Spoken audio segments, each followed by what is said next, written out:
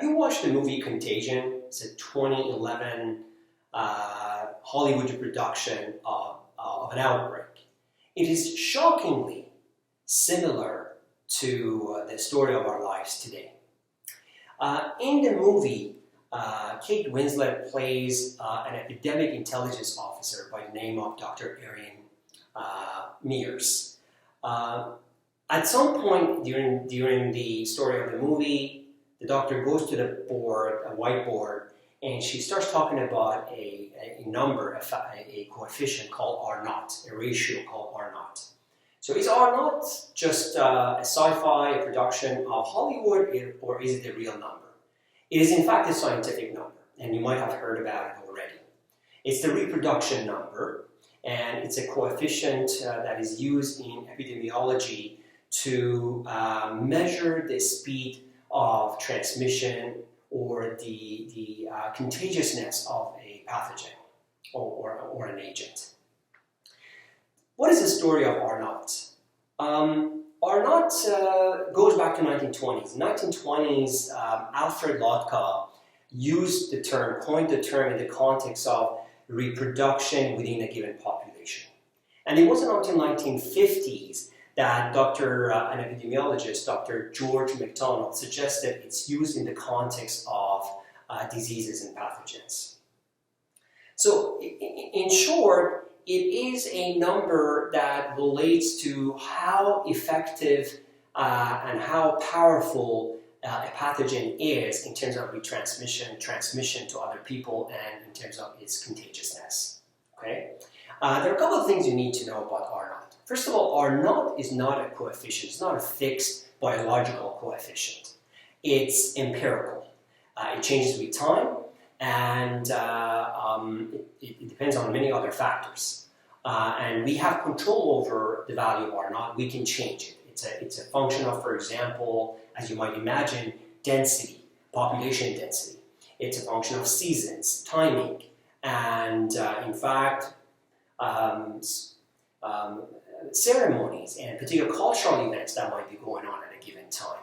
All of these things influence R0. And in fact, mathematical models are built, and R0 is empirically estimated from these. And as a result of it, there are people all over the world right now that have different R0 for COVID-19 that we're suffering from. But I want to give you a couple of examples of R0s that we're aware of so that you can put it in the context, in the context of what it is. So the reproduction number R0 for example, measles is a number between 12 and 18. Measles is a highly contagious disease. In the case of regular flu, R0 is between 1 and 3 typically. And again, it depends on the timing, location, and things like that, and where it ends up being and how it changes is really a function of how the population responds. In case of SARS, the 2003 SARS R0 started around 3 actually if I remember it was about 2.75 rather, and in about a month and a half, 2, it was brought down to close to 1 because of all the self-quarantine and hygiene guidelines that were put in place back in 2003.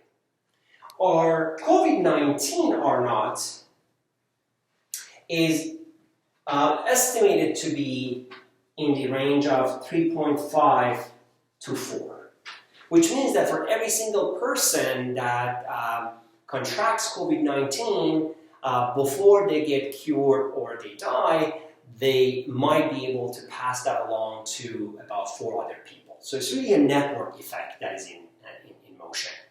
So that means, really in the context of that network effect, you can think about it this way, that for every single person that has COVID-19, they'll give it to 4 other people. Each of these people can give it to 4 other people, and so on and so forth. So it's an exponential growth, as you can see.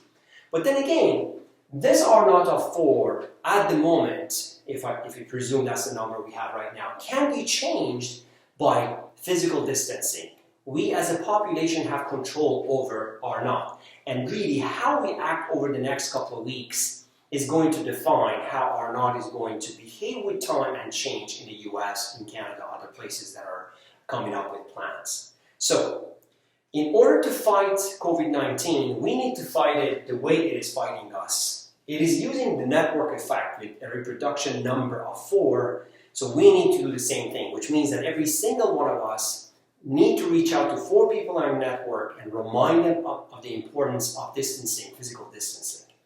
And also, when we hear about technologies, tools, things of that nature that are going to be helpful with healthcare, frontline workers, or other people to cope with the situations we're in, we need to get it out.